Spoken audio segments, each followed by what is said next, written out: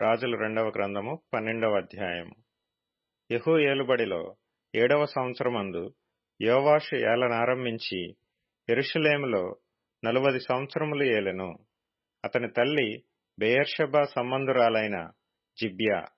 యాజకుడైన యెహోయాదా తనకు బుద్ధి నేర్పువాడైయుండు దినములన్నిటిలో యోవాషు యెహోవా దృష్టికి అనుకూలముగానే ప్రవర్తించెను.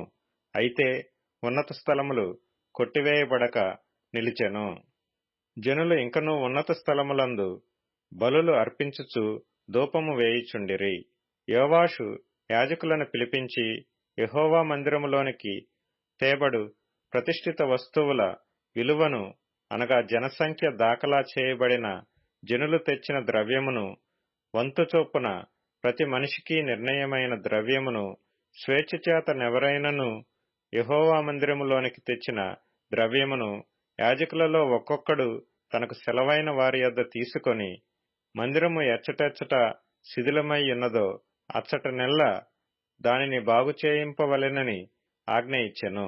అయితే యోవాషు ఏలుబడిలో 23వ సంవత్సరము వరకును యాజకులు మందిరము యొక్క శిథిలమైన స్థలములను బాగుచేయకయేయుండిరి.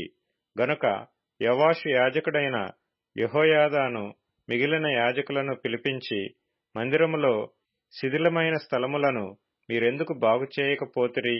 ఇకను మీ సెలవైన వారి యొద్ద ద్రవ్యము తీసుకొనక మందిరములో శిథిలమైన స్థలములను బాగుచేయుటకై మీరు అంతకు ముందు తీసుకొనిన దానినప్పగించుడని ఆజ్ఞ ఇచ్చియుండెను.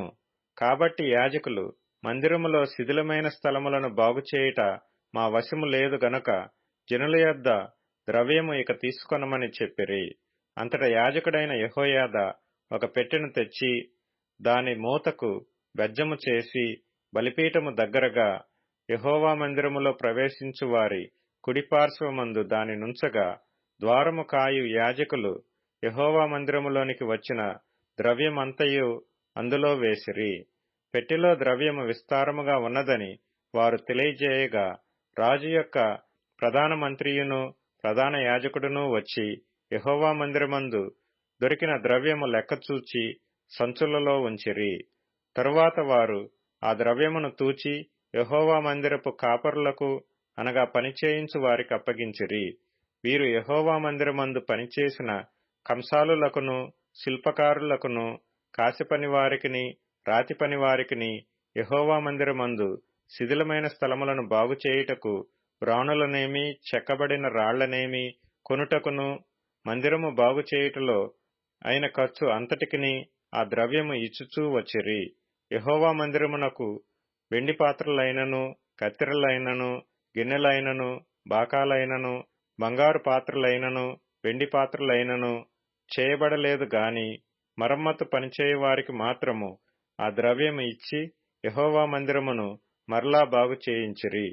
మరియు పనివారికిచ్చుటకై ఆ ద్రవ్యము అప్పగింత పెట్టుకొనిన వారు నమ్మకస్తులని వారి చేత లెక్క అడుగలేదు. అపరాధ పరిహారార్థ బలుల వలనను, పాప పరిహారార్థ బలుల వలనను దొరికిన సొమ్ము యెహోవా మందిరములోనికి తేబడలేదు, అది యాజకులదాయెను.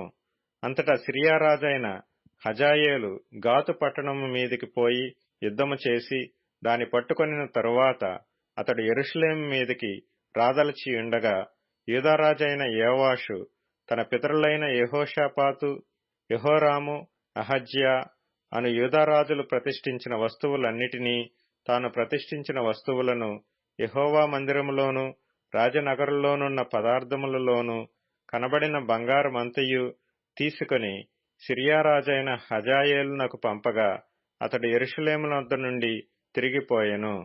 యోవాషు చేసిన ఇతర కార్యములను గూర్చియు, అతడు చేసిన దానినంతటిని గూర్చియు యూదారాజుల వృత్తాంతముల గ్రంథమందు వ్రాయబడి ఉన్నది.